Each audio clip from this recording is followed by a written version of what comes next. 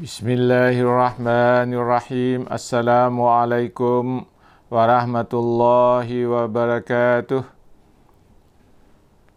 Alhamdulillahi rabbil alamin. Wabihi nasta'inu ala umurid dunya waddin. Wassalatu wassalamu ala ashrafil anbiya'i wal mursalin. Sayyidina wa maulana Muhammadin wa ala alihi wa sahbihi ajmain, amma ba'd. Para pendengar, para penonton, para pencinta ilmu yang dirahmati Allah Subhanahu wa ta'ala. Pertama-tama marilah kita panjatkan puja dan puji syukur kehadirat Allah Subhanahu wa ta'ala atas segala rahmat, karunia dan nikmat yang dianugerahkannya kepada kita sekalian, sehingga sampai pada hari ini kita senantiasa mendapatkan nikmatnya, nikmat kesehatan, nikmat kekuatan, dan nikmat-nikmat yang lain yang tidak terhingga kepada kita. Selanjutnya, untuk mengisi santapan rohani siang pada hari ini, hari Sabtu tanggal 19 September 2020, saya ingin menyampaikan, atau saya masih menyampaikan tema besar kita, memahami perjalanan hidup dan mati. Pada hari ini saya ingin menyampaikan tentang proses kematian manusia. Secara normal, seseorang yang akan diwafatkan oleh Allah dia didahului dengan sakaratul maut.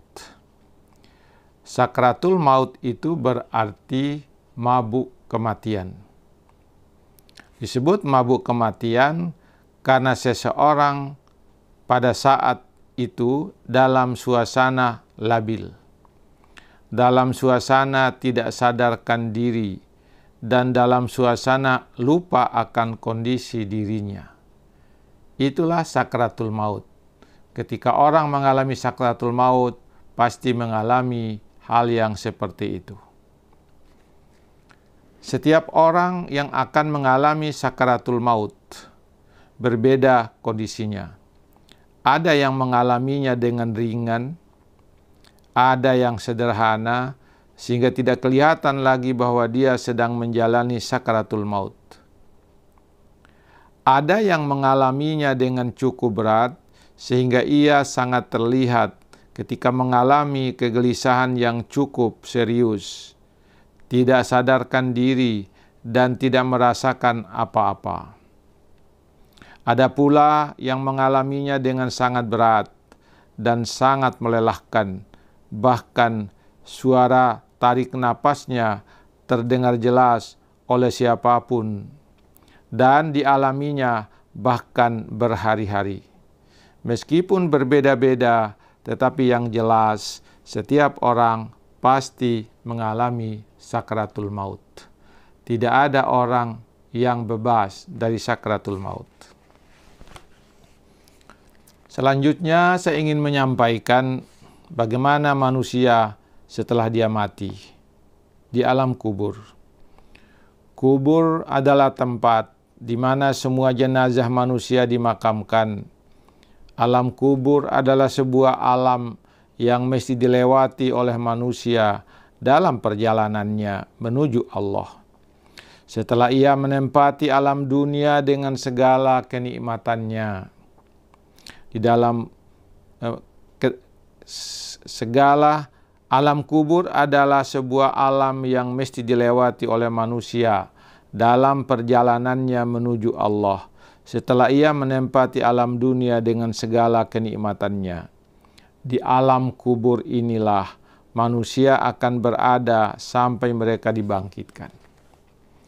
Setelah kematiannya, manusia lalu dikuburkan seperti digambarkan di dalam Al-Quran, surah Abasa, surah ke-80, ayat 17 sampai ayat 22.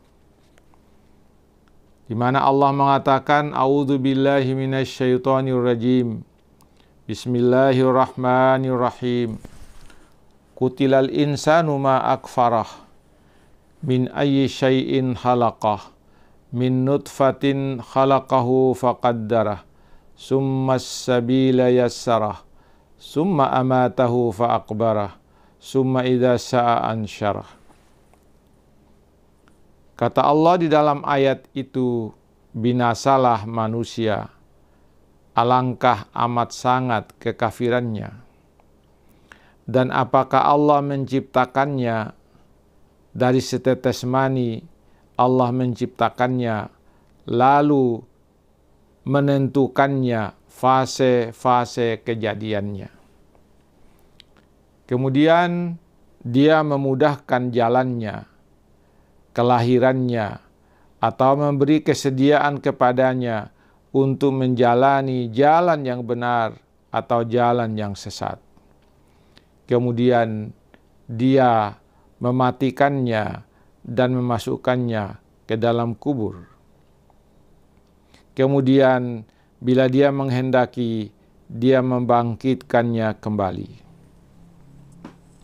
Para pendengar, para penonton, para pencinta ilmu yang dirahmati Allah Subhanahu wa Ta'ala.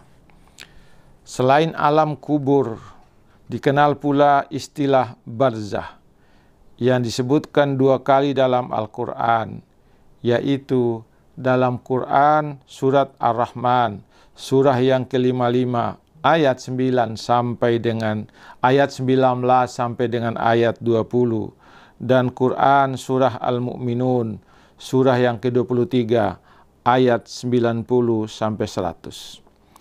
Ayat pertama menyatakan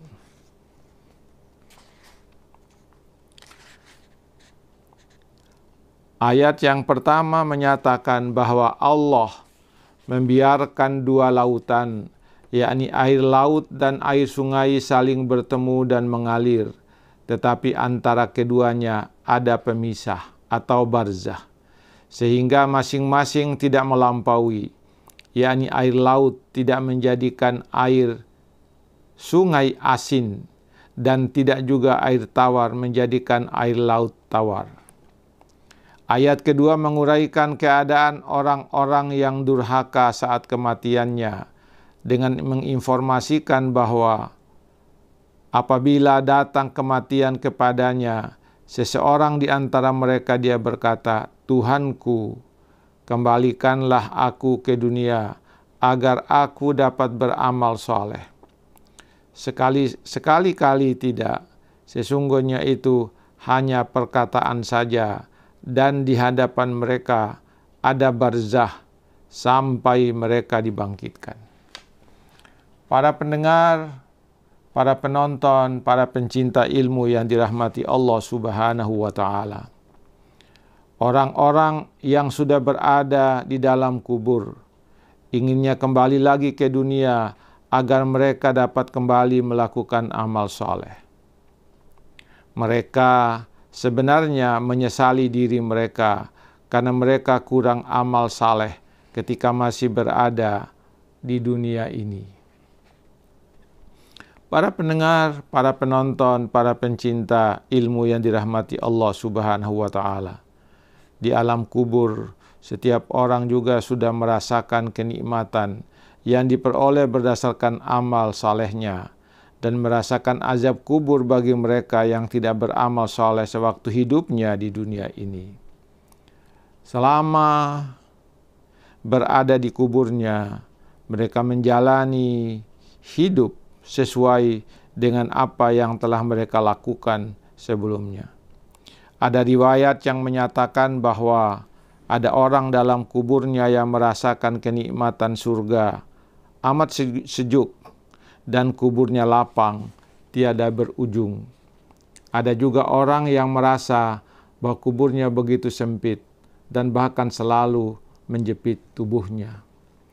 Para pendengar, para penonton, para pencinta ilmu yang dirahmati Allah Subhanahu wa Ta'ala. Alam kubur pasti akan kita datangi. Alam kubur pasti akan kita temui, mau tidak mau. Karena apa?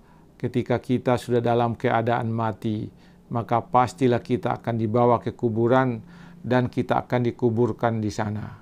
Di sanalah kita akan menjalani kehidupan alam kubur. Kehidupan alam kubur tergantung dari kondisi kita ketika kita berada di dunia ini. Kalau kita banyak beramal soleh ketika di dunia ini, maka di alam kubur itu akan disejukkan oleh Allah, akan dilapangkan oleh Allah. Ketika seseorang tidak beramal soleh pada waktu hidupnya, maka keadaan yang dialami itu adalah sebaliknya, yaitu dia akan mendapatkan siksaan di alam kuburnya. Kuburnya disempitkan oleh Allah Subhanahu wa Ta'ala. Dan inilah gambaran tentang kehidupan kita setelah kematian ini.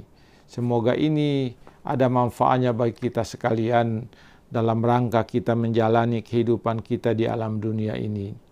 Kita menjalaninya dalam keadaan kita beramal soleh. Karena apa?